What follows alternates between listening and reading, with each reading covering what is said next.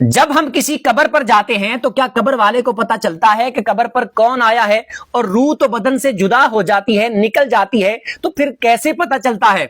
और रूह निकलकर आलम बरज़ख में चली जाती है, तो फिर कैसे पता चलता है कि कब्र पर कौन आया है? और तीसरा सवाल, कब्र पर ना जाएं तो क्या वो कब्र वाले जो हमारे अजीज व अकारिब इंतकाल कर गए हैं, वालिद वालिदा या कोई भी, तो हमारे कब्र पर ना जाने की वजह से क्या वो दुखी होते हैं? और अगर हम उनकी कब्र पर जाते हैं तो क्या वो खुश होते हैं?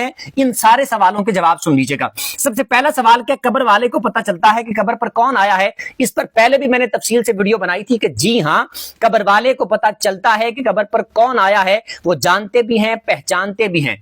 दूसरा सवाल, रूह तो निकलकर आलम बरज़ख में चली जाती है, और दूसरा भी साथ मिला लें कि रूह बदन से निकल जाती है, अब रूह जुदा है आलम बरज़ख में, बदन वहां पर मौजूद है, तो फिर उसे कैसे पता चलता है कि कब्र पर कौन आया है? वो कैसे सुनता है, कैसे पहचानता है? तो इसका जवाब यह है कि रूह अगरचे निकलकर आलम बरज़ख में चली जाती है, लेकिन रूह का डायरेक्ट ताल्लुक बदन के साथ होता है। बदन पर जो कुछ भी गुजरेगी, जो कुछ भी उस पर बीतेगी, रूह उसको महसूस करती है, तो उसका ताल्लुक बदन के साथ होने की वजह से वो आने वाले को भी पहचानता है, वो उसकी बातों को भी सुनता है, और बदन पर जो मामला पेश आता है रूह उसको महसूस करती है, उसे पता चलता है। ये दोनों सवालों का जवाब हो गया, बल्कि तीनों का।